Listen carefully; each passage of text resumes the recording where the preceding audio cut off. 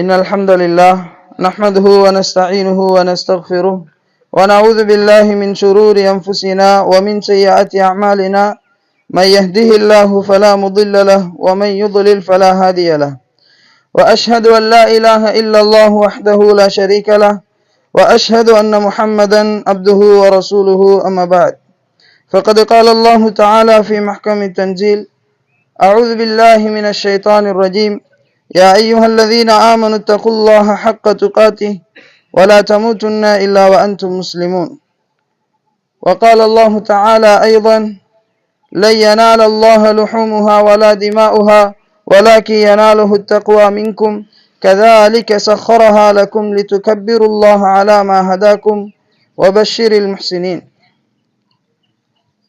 அன்பானவர்களே, அல்லாஹ்வின் நல்லடியார்களே, நாம் எல்லோரும் புனித ஹஜ்ஜு பெருநாள் ஈதுல் அல்ஹாவினுடைய தொழுகையை நிறைவேற்றிவிட்டு அமர்ந்திருக்கிறோம்.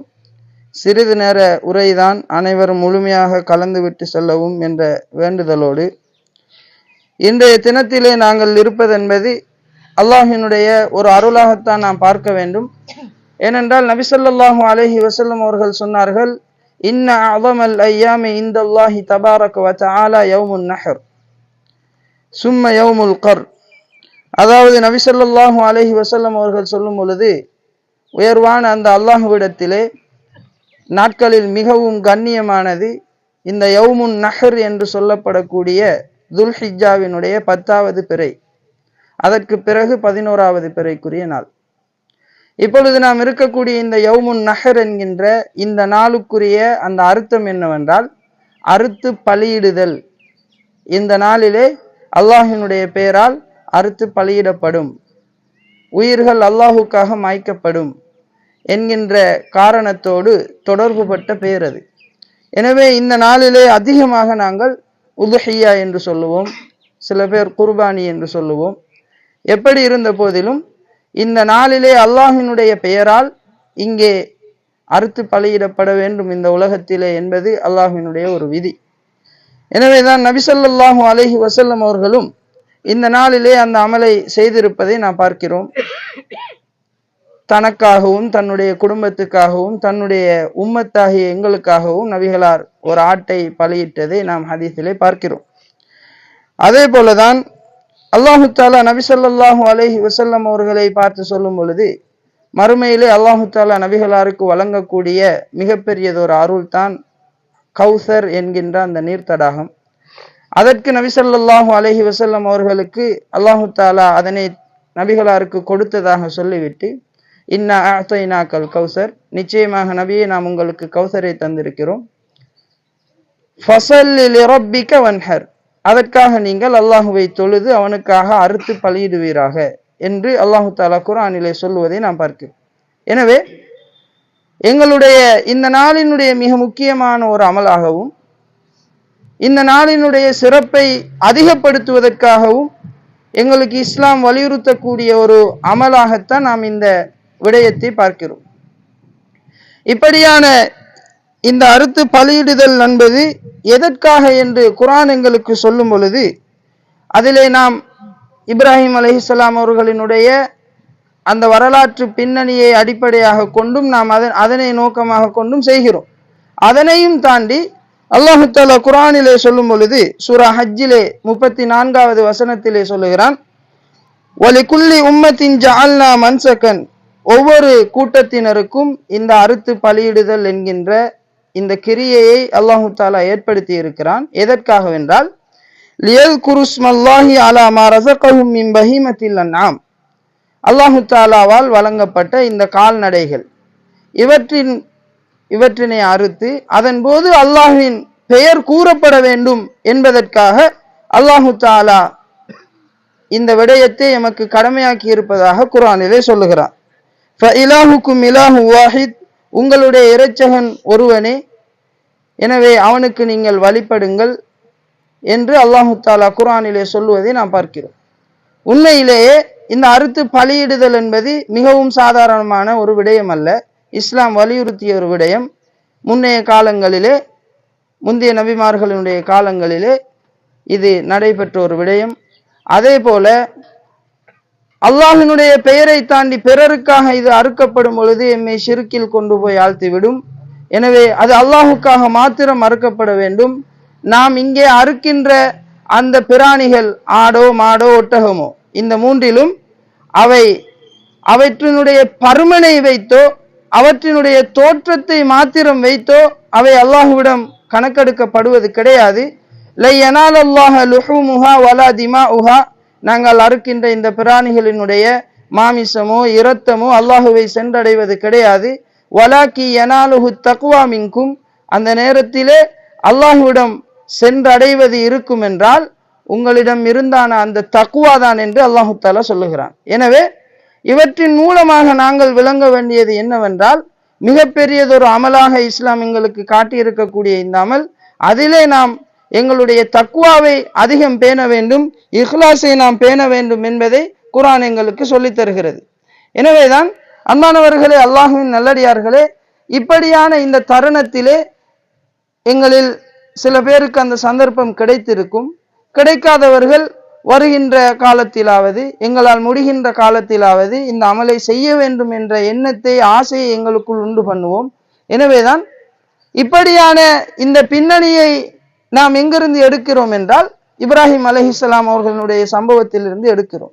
உண்மையிலே இப்ராஹிம் அலைஹிஸ்ஸலாம் அவர்களினுடைய வாழ்வில் நடந்த மிகப்பெரியதொரு சோதனை. இன்றைய காலத்திலே பல வருடங்களாக குழந்தை பாக்கியம் இல்லாமல் எத்தனையோ மருத்துவ ஏற்பாடுகள் செய்தும் லட்சக்கணக்கிலே கோடிக்கணக்கிலே செலவழித்தும் அந்த சந்தர்ப்பம் கிடைக்காதவர்களுக்கு தான் அந்த குழந்தை பாக்கியத்தினுடைய அருமை புரியும். அப்படியான சூழலில் தான் வயது முதிர்ந்த பிறகு இப்ராஹிம் அலைஹிஸ்ஸலாம் அவர்களுக்கு கிடைத்த குழந்தை, அதனை ஒரு கட்டத்தை அடைகிறார். அந்த பிள்ளையை அறுத்து பலியிடும்படி அல்லாஹ்விடம் இருந்து கட்டளை வருகிறது. இது இலகுவான ஒரு விடயம் அல்ல, எம்மால் நினைக்கவும் முடியாத ஒரு விடயம். சில பேர் எங்களுடைய குழந்தைகளை ஒரு ஹாஸ்டலிலே வேறு ஒரு ஊரிலே தங்க வைத்து படிப்பிப்பதற்கு கூட, படிக்க விடுவதற்கு கூட மனம் விடாது. வீட்டோடு வைத்து செல்லமாக வளர்ப்போம். இப்படியான குழந்தையோடு இருக்கின்ற இந்த இரக்கம் என்பது இலகுவானது ஒன்று அல்ல. பல காலத்திற்கு பிறகு கிடைத்த ஒரு பொக்கிஷம், அதனை அறுத்து பலியிட ஒரு நபி முன் வருகிறார் என்றால் அவருடைய அல்லாஹ்வின் மீதான ஆசை, அல்லாஹ்வினுடைய அருளின் மீதான ஏக்கம் எவ்வளவு இருந்திருக்கும், அல்லாஹ்வினுடைய கட்டளைக்கு அடிபணிகின்ற அந்த தன்மை எவ்வளவு வலுவானதாக இருந்திருக்கும் என்பதை நாம் பார்க்கிறோம். எனவேதான் இந்த ஹஜ்ஜு பெருநாள் என்பது வெறுமனே களியாட்டமோ கூத்துக்கான ஒரு நாளோ அல்ல. இந்த நாள் என்பது உண்மையில் சந்தோஷப்பட வேண்டிய ஒரு நாள், இஸ்லாம் தந்திருக்கக்கூடிய 2 பெருநாட்களில் ஒரு நாள். எனவே இந்த நாளிலே நாம் அதிகமாக சந்தோஷமாக இருப்பதோடு ஹலாலான முறையிலே எப்படியெல்லாம் சந்தோஷத்தை அனுபவிக்க முடியுமோ, எங்களுடைய மகிழ்ச்சிகளை வெளிப்படுத்த முடியுமோ வெளிப்படுத்துவோம். அத்தோடு எங்களுடைய இப்ராஹிம் நபி அலைஹிஸ்ஸலாம் அவர்களினுடைய வாழ்க்கையை நினைவூட்டுவோம், அவர்களினுடைய குடும்பத்தாரினுடைய அந்த தியாகத்தை நினைவூட்டுவோம். எங்களுடைய வாழ்வில் அதிலிருந்து சொற்ப விடயங்களையாவது கொண்டு வர முயற்சி செய்வோம். எங்களுடைய வீடுகளில் அது குறித்து நாங்கள் கலந்தாலோசிப்போம், வீடுகளிலே இதனை பற்றி பேசுவோம்.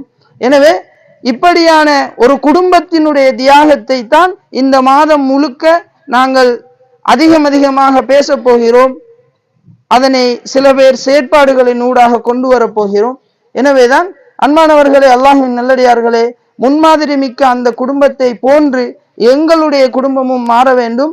எனவே அதற்கு முதற்கட்டமாக எங்களுடைய குடும்ப உறவுகளிடத்தில் இருக்கக்கூடிய மனக்கசப்புகளை துடைத்தறிந்து எங்களுக்குள் இருக்கின்ற வக்கிரங்களை கோபங்களை எல்லாம் கலைத்துவிட்டு இறைவனுக்காக நாங்கள் மன்னிப்போம், மறப்போம், சேர்ந்து நடப்போம்.